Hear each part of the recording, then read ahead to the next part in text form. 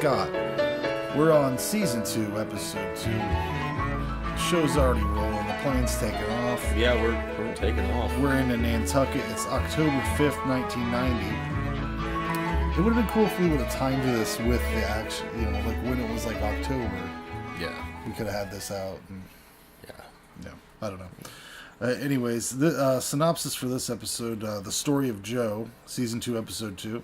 A writer flies in to interview Joe, but it's tales from and about Brian that catch his interest.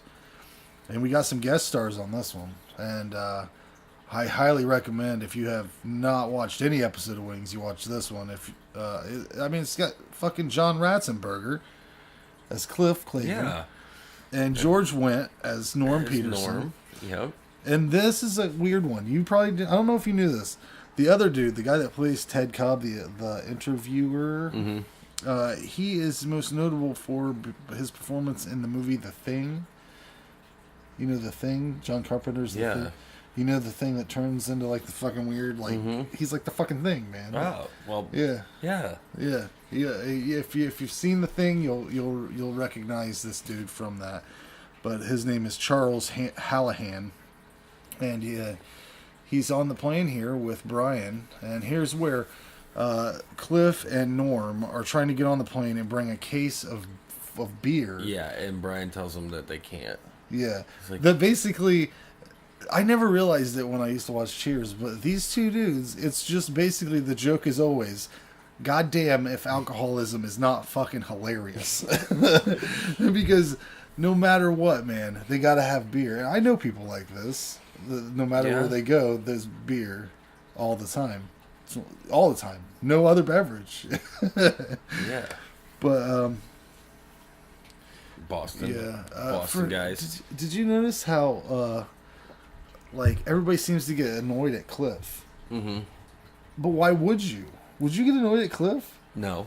Like, it seems very fake. Like, they're just doing it to have a thing. Interaction, because otherwise it's just George Wendt and Cliff on a little pub crawl. Yeah, basically, it's like a pub crawl. They're on a fishing trip, but they're not. Yeah, fishing. He gets annoying. He taps on the altimeter and says, "Yeah, your gauge is stuck at 0 there." It's like, yeah, it's because we're on the ground. Oh yeah. And then he makes them switch seats. But the thing that is, it would be hilarious to me, but he's a know-it-all. That's what he knows everything about everything. So, but it's like the only jokes there are like about alcoholism. That's it. Like they just need to get more beer. It's beer that they need. But it's okay. It's okay. It's funny. Yeah. It's funny. He cracks open a can of beer right there on the plane. That's everything. That's everything that it is. And, but the thing is, they never show them drunk. So, I guess it's fine. Yeah, it's a functioning alcohol. They're never driving. Yeah, I've seen plenty of people like that. You never see them not drinking, but then they're never drunk. Yeah. They're always getting there. They're in the process. This is where we got Joe flipping his shit out because he's got an interview with this magazine. What's the magazine called? Did I write that down? Oh my god! They'll didn't. They'll show a copy of it when he. American Flyer. American Flyer magazine. Little flashback and thinking of what he's going to look like on the cover. Yeah. Helen points out that he's got goosebumps on his arms, and she calls them honkers. She says, "Hey, lol, look at these honkers."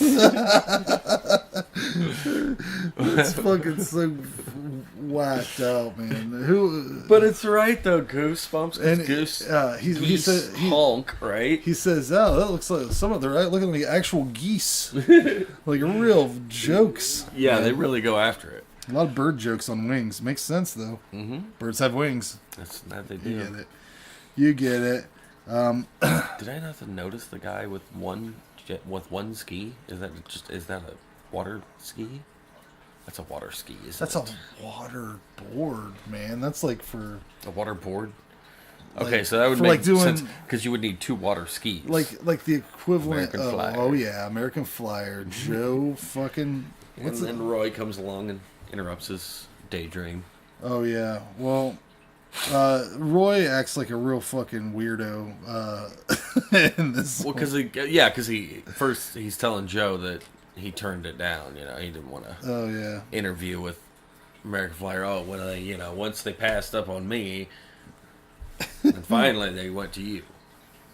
Secretly, he wants the interview more than anything. He wants it. He needs it.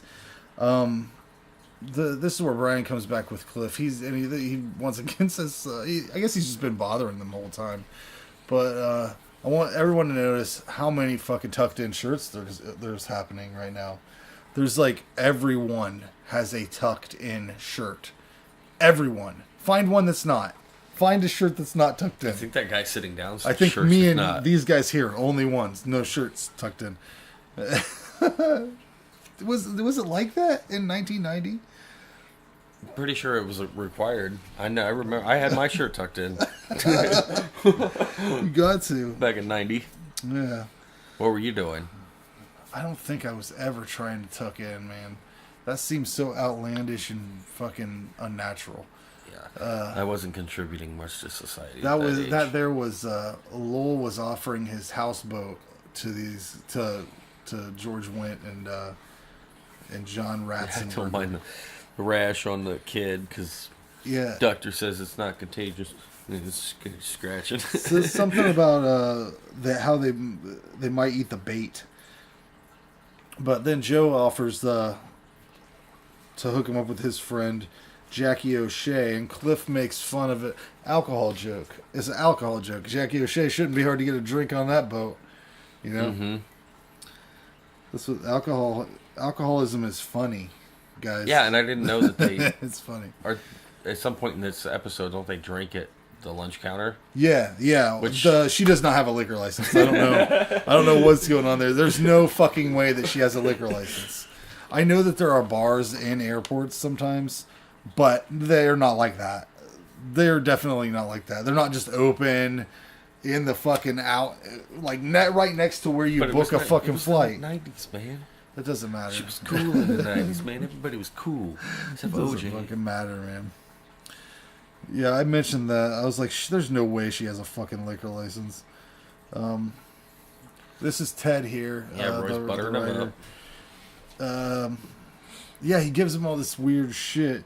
All this Aeromass related sundries. And then Joe, this is... he says that Lowell has no siblings because he probably consumed them in the nest. You mean Roy? Yeah. Is that what I said? Who did I say? Lowell. Lowell. Fuck. Yeah.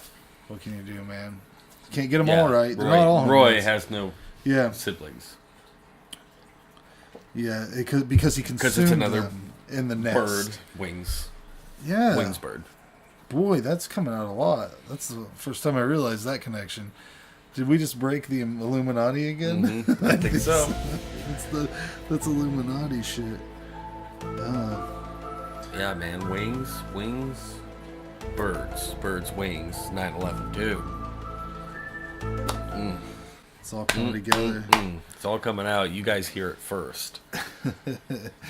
This is Joe's trying to tell about toss some ideas around about this story, what he thinks should happen. And Ted basically tells him he hates flying. He thinks it's boring. He doesn't want anything to do with it. He misses writing for Mercenary Monthly or whatever. Very disinterested. Yeah. And in comes Brian. Oh yeah. And he just fucking tells everything he says to this dude just straight up lies. Everything. There's no way that any of the stories that he comes up with are legitimate things. Yep. No way. Yeah, and they're going to showcase Lowell as he falls off of the plane. Mm-hmm. We should have been keeping a tally of how many times he hurts himself or, like, falls off of something. Lowell injury count. Yep. That'd be a hard tally to keep, though, man. Maybe it happens, like, maybe once an episode. It's like, killing Kenny or something. They slip it in. That's their secret thing. More Illuminati shit, man. I'm telling you. But Brian recognizes this guy from writing in Mercenary Monthly, Of which course. he talks about how he enjoyed his 4-part piece on the sucking chest wound. So I did a little research on what that is. I didn't do that. A sucking chest wound is a hole in the chest from a gunshot wound, stabbing, or other puncture wound that makes a new pathway for air to travel into the chest cavity.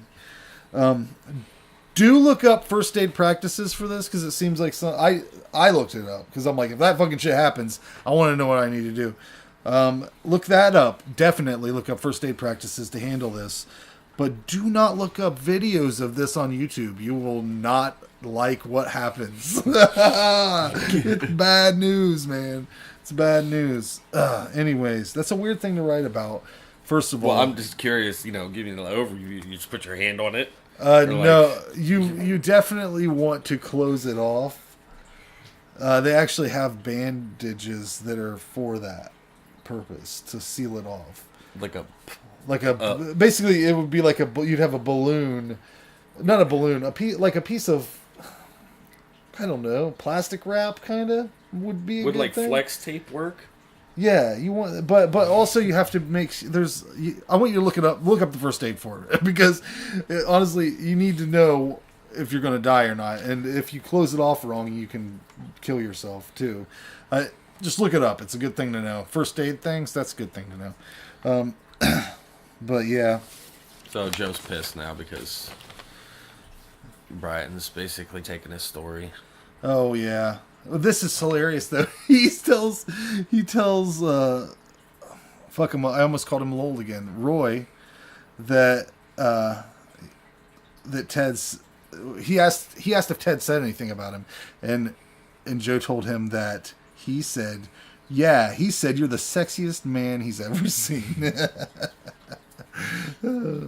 Yeah, here they are drinking beer at the counter. At the counter. That is not. Doesn't it seem like they just shoved these guys in here a lot, like they did? That's the funny thing. Do you know why Frasier's set in where is it? Seattle? Yeah. Because it's the literal furthest place they could get away from Boston. Because they knew that it would inevitably, they were going to try to shove Cheers characters into that show. And they wanted it to be as difficult as possible to work that out. Of course, they did manage to shove a lot of them in there, I think. Mm-hmm. I know for sure that Woody was on that shit. And I'm pretty sure Ted Danson and maybe a couple other ones. But, yeah. This was, also, I'm pretty sure there was some crossover with the writers, I think, maybe. I don't know. There's definitely some collusion. Mm-hmm. And I think maybe a little bit more Illuminati type bullshit is happening. Yeah, there's a lot of collusion going on. I think there was definitely some collusion there. I don't even know what that term means. I'm going to have to look that up. I looked up first collusion? Yeah. I used it correctly, right? Yeah.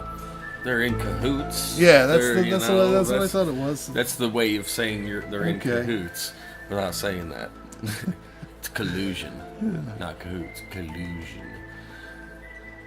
Well, maybe by the time this comes out, they'll have indicted the president or one of his cronies. Yeah, perhaps. Close to him. Perhaps. 3 of them are already gone to jail. Wow.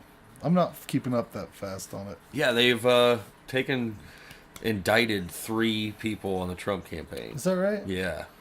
And dominoes are starting to fall. Dominoes, because it's all about the money. And Paul Manafort, the campaign manager, he was only for 3 months because he just went through campaign managers like crazy. Right. So he didn't last like 3 months, but he did so many backwards, dirty things that had nothing to do with necessarily the campaign. But there was so much bad stuff that he is just. I'm assuming he's going to jail for a long time. See, I kind of just I started less and less paying attention. But people are starting to be given immunity. Oh yeah, and pleading guilty. Is that right? To shit, which means that like they're going to turn evidence on him. Yeah. And the guy that's doing it, he's independent of the White House. Like they have no control of what he's doing. Wow. He's an independent FBI, whatever, special counsel, and he's starting to lay down the indictments. And somewhere along the lines, I know the thing that'll get Trump is the money. Is the things that Trump Industries or his whatever is going on is invested in Russia or in here, given to him by these people. Right. Something he has had to have done something stupid at some point. And if they get a hold of it, if it, you know, a lot of that stuff's illegal. Look, it's illegal for us to like just overdraw our bank account and never pay them, or you know, if you steal more than a certain amount of money, even if you didn't put a gun to somebody's head, you can still get in trouble. Yeah, even if you write a bad check, you can get in fucking trouble. You go to jail for writing a bad check. That's true. So yeah, something will get him. But the basically, I the way I've viewed the news lately and the government, it's like if I saw like a KKK member juggling fire while balancing on a pile of dynamite, I would kind of be like, and then walk away, because that's going to resolve itself, right? Like that's just going to resolve itself at some point. I don't have to pay attention to it because it's going to collapse. Anyways, we're watching Wings. That was a nice break. This is Joe is trying to tell an exciting story to this writer. Yeah, he's tried this a couple times. He's trying to get him back in his office. Ooh. Yeah. But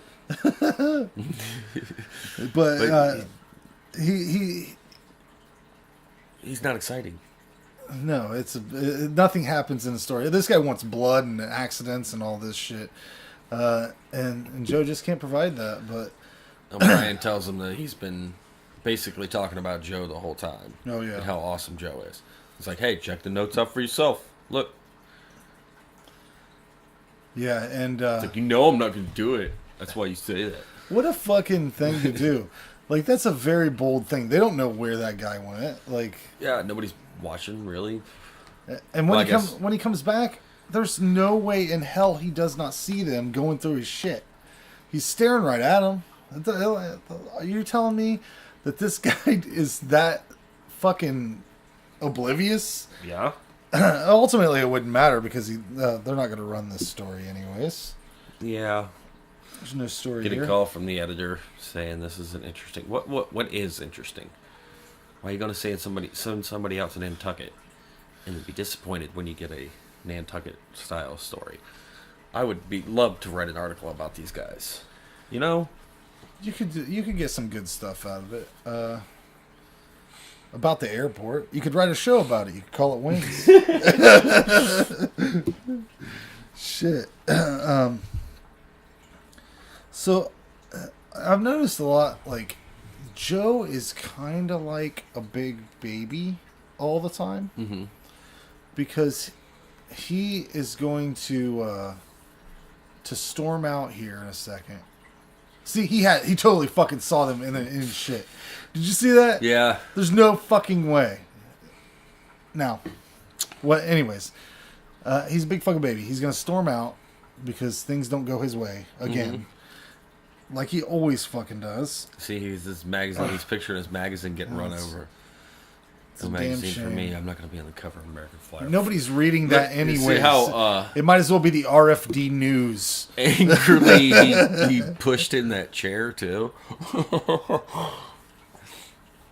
Now this is just us saying goodbye to the guys from Cheers. They're going to go on an Aeromass flight back to Boston. Yeah, and they're talking about the size of a fish. No, they were talking about the size of some sampler platter. I thought it was a fish that they ate, though. It was a seafood sampler platter. Yeah. Well, it appears that they're talking about the size of a fish. And they were just really talking about how much they ate. Yeah, they're just goof trooping on the way out here anyways. But this is the part where... This is the emotional part. Yeah, this is where it gets all serious at the end. Evidently, Joe's just been flying around pointlessly for 2 hours. Yeah. What a waste of resources that is. How much do you think overhead that is to fly around in a fucking airplane? Yeah. Using up gas and all that shit. Yeah, but basically, they have a little heartfelt thing here. They both, well, Joe tells Brian that he kind of wishes he was a little bit more like him sometimes. Mm-hmm. But Brian can't handle that. He knows that he makes it seem he like pretends that he can't hear him. Yeah, acted like he turned the radio or something. But then he says it too, and Joe will never know about that. Joe never knows. Anyways, it was a really special moment. Yeah, that's basically this episode. I want to thank anybody who paid attention and watched this video or downloaded the audio. I hope I can keep my voice because I fucking can't get it out, man. Something's going on. Something weird. Maybe I got a bug. No. Maybe I'm gonna fucking pass. Maybe I'm going to expire. Hope not. We'll see you next time, guys. Thanks for watching and listening to The Wingsman. Oh, that's good. Love wings!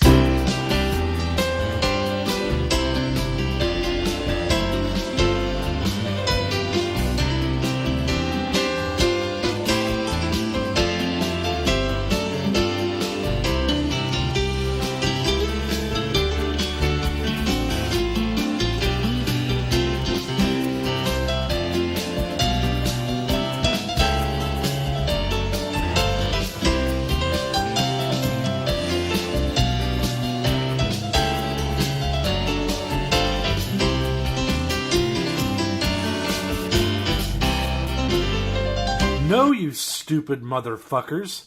This is a ZTO TV podcast.